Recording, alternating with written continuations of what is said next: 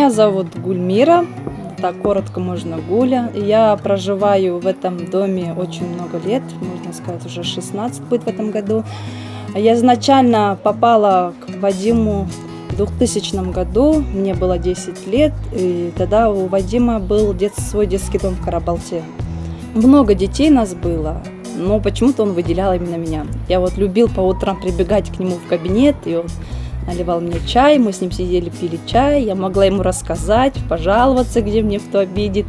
И он как бы, не знаю, почему так сложилось, что они как больше ко мне тоже полюбили, так сказать. Единственное, мы в детском доме справляли детские день рождения, но тогда, знаете, был очень маленький бюджет, и не каждому могли мы исправлять день рождения. Это 100 с чем-то детей, не было средств. Но я знаю, что я помню, что Вадим Денисович, он каждый мой день рождения приносил из дома такой маленький кусочек торта, звал меня в себе в кабинет, и мы с ним там кушали. Он меня всегда поздравлял. Да, она была в детском доме, в большом детском доме, где 60 человек было. Но она имела фамилию Вадим, отчество Вадима и день рождения в один день у них был. И, значит, мы ее брали вообще-то на праздники, наши семейные какие-то праздники, день рождения наших детей, мы ее постоянно брали, вместе справляли. Ну, мы так шутили, это же наша дочь, и поэтому постоянно ее брали. И однажды, 27 января, в день рождения Вадима, в день рождения ее, мы говорим, ты поедешь к нам домой. И она решила пригласить своих друзей, а у нее друзей целый детский дом, 60 человек. Мы, по-моему, даже сказали, может, близких друзей. Да. И когда мы собирались уже ехать домой, а она, смотрим, так выходит очень большая толпа народа. И они на день рождения поедут. Ну, конечно, мы сказали, ты возьми своих, самых близких подруг, потому что мы в машину все не поместимся, а ехать далеко, в Сосновку. Поэтому и мы праздновали. У нас тогда мы жили небогато.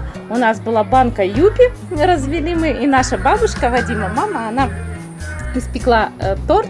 И вот этот торт у нас из праздничных блюд, значит, что было.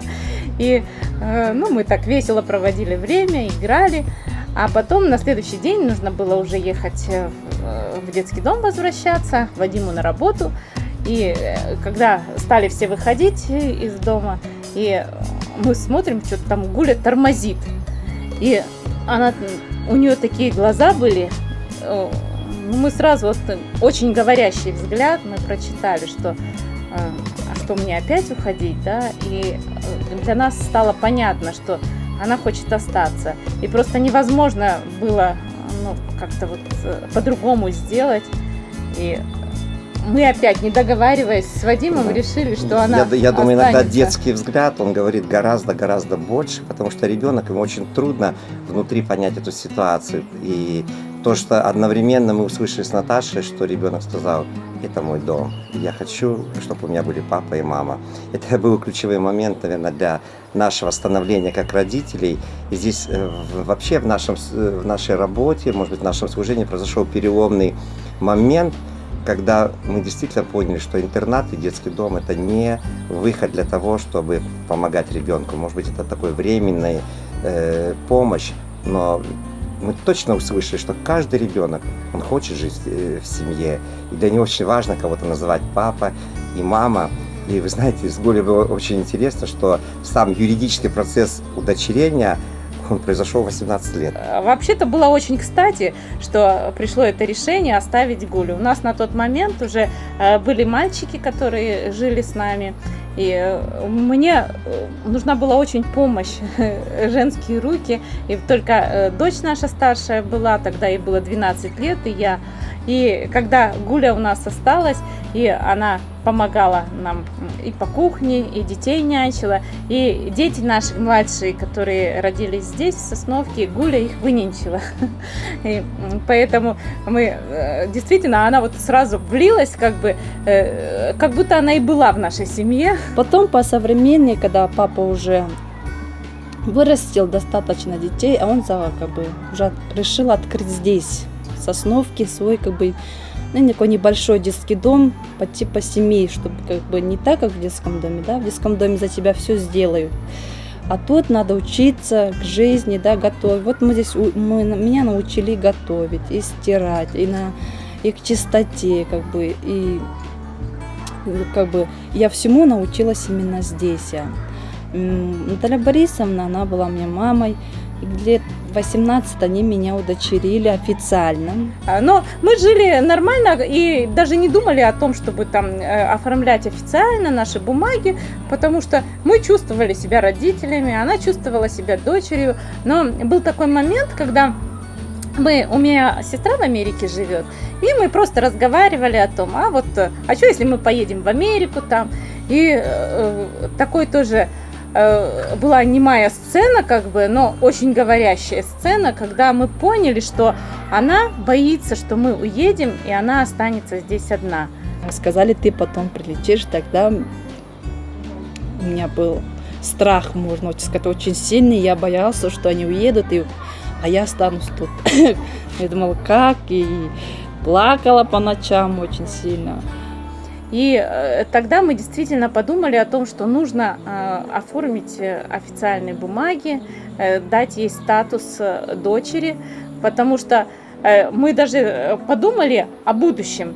Вот все наши дети биологические, они же имеют наследство, да, мы им передаем наследие. Пусть мы не богатые люди, но это какое-то внутреннее ощущение, что у меня я есть наследник, такое из рода в да? род переходящее. Да. Она не наследница, она непонятно кто, непонятный статус. И мы подумали, что действительно это было бы хорошо, если мы ее удочерим.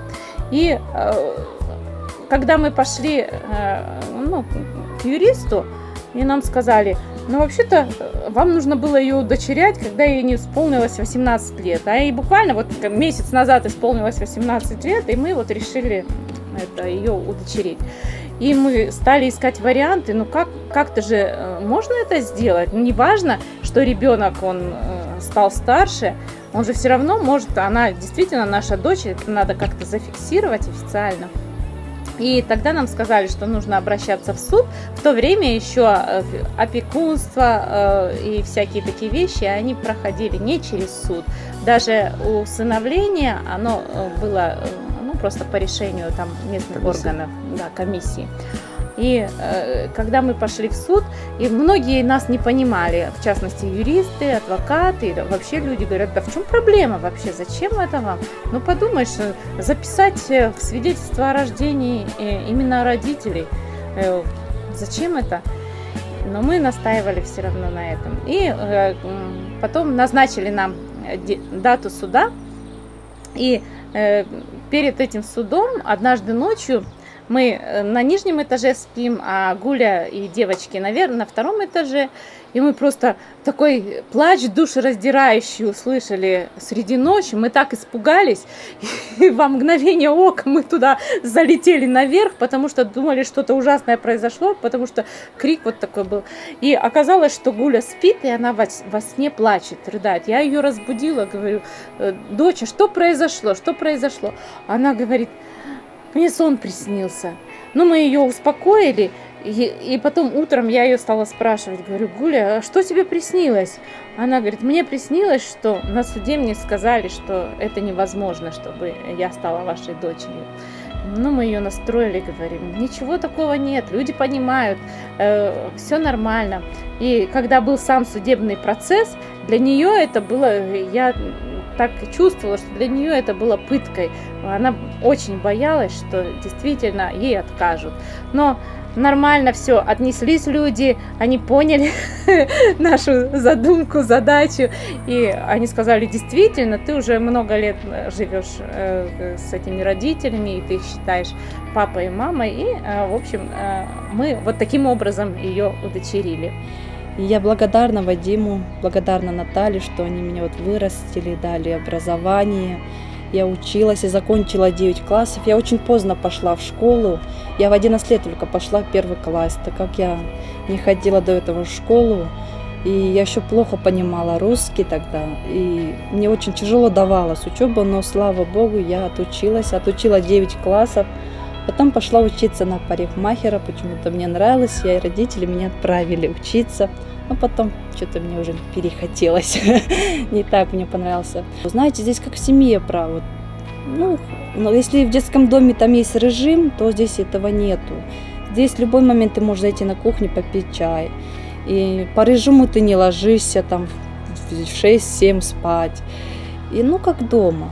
Знаете, как дома. Именно здесь я вот получила частичку семьи. Что такое семья, я здесь узнала, да, что теперь я сейчас замужем, у меня есть сын, я сама живу, и я смотрю на примеры моих родителей, какие они красивая пара, как они живут, и благодаря им у меня сейчас есть семья, и я учусь от них. Не все гладко, конечно, но у меня в жизни были тяжелые моменты, когда именно они меня поддерживали, они меня вытаскивали с таких кризисных моментов. Они вот мне два моих любимых человечка, что они есть в моей жизни. Я могу в любой момент прийти в этот дом с любыми проблемами, рассказать им, что у меня вот тут вот так-то папа или мама, да, где-то они могут и поругать, где-то могут они дать и советы хорошие. Вот. А с таких ярких моментов я любила сыграть с папой в футбол. Я фанатка футбола. Я очень люблю футбол, и я всегда с ним, он до сих пор играет с детьми, нашим мальчиком в футбол, и я всегда была рядом с ним. Мы раньше ходили в походы, и я вот всегда была рядом с папой. Интересно, мне еще когда Гуля открылась тоже, она говорит: папа, ты меня правда больше всех любил? Я говорю: Гулечка, конечно. На самом деле, знаете, когда у тебя 60 человек в детском доме, я был директором, и интересно, что каждый ребенок, он думал, я его люблю больше всех. Это нормально. И вот сердце отца, оно и должно таким образом. Но я старался, мне было это трудно, в течение дня подойти к каждому ребенку. Кому-то даже уже перед отъездом домой, кому-то пожать руку, кого-то подбодрить. Потому что вы представляете, когда ты приходишь в такую большую семью, каждый ожидает, что именно ты его, и твое внимание должно быть больше. Поэтому к нему. Поэтому очень многие поступки немотивированных детей в детских домах, это как раз с тем, чтобы привлечь внимание взрослых людей. Потому что интересно, когда мы открыли кабинет, вот медик у нас появился, там такая очередь была. Я думаю, они действительно все хронические. Знаете, что им надо было? Чтобы посидеть рядом со взрослым, чтобы взрослый человек дотронулся до него, чтобы потрогал по головке, спросил: как ты, как у тебя дела? И потом мы этот кабинет переоборудовали. Мы же вот в горы стали приезжать, собирали траву, и у нас там чай был. У нас же это была чайхана такая, небольшая чайная комната, куда дети могли прийти и просто посидеть. И поэтому в большом детском доме я и поварам, все. У нас не было даже статуса, знаете, вот уже тогда было открыто, когда, так называемый педсовет, мы просто должны были формально его проводить, и у нас не было это отдельно для педагогов, и на меня первое время даже педагоги обижались, почему мы должны рядом с техничками сидеть там, и на самом деле я сказал, что это семья, и вот очень важна вот эта атмосфера семьи. И просто почему технические работники иногда эффективнее работают, так называемые, я сейчас просто в терминологии в этой говорю. У нас была одна девочка, очень трудная, никак не могли научить читать. Учителя бились, дополнительные занятия. И вдруг мы вот приходим один раз и слышим, она читает по слогам. Мы так идем, медленно думаем, как ее. И вы знаете, вот как раз таки Лидия Сергеевна у нас была техничка. И у нее есть таким упором народная педагогика. Эта девочка ей так доверилась, и многие вот эти дети, которые получили травмы внутренние, психологические или другого характера, им очень важна вот эта близость. Когда они чувствуют доверие и близость, у них учебный процесс открывается. То, что произошло, собственно, и с Гулей. Когда невероятные способности открылись, тот человек, который говорил, она вообще не готова к обучению в 11 лет, она за год закончила 2 класса. Поэтому любовь, внимание к ребенку – это вот самое основное.